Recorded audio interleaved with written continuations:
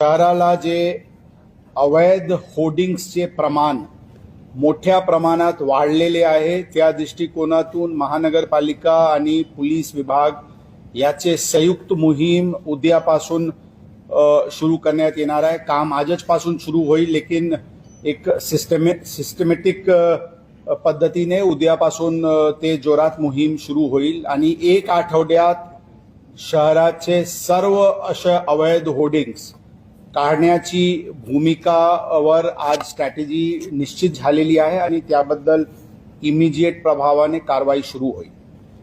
त्यामध्ये होर्डिंग्स काढणे असतील, जे प्रिंटर्स आहे, पब्लिशर्स आहे, जे होर्डिंग्स अशा प्रकारचे लावतात किंवा ते अवैध होर्डिंग्सचे जे इन्फ्रास्ट्रक्चर बॅम्बूज इत्यादी ते जे लावत असते, तशा सर्व प्रकारचे लोकांवर कारवाई करण्याची एक रूपरेखा ठरलेली आहे आणि त्या अनुषंगाने त्वरित कारवाई सुरू होईल।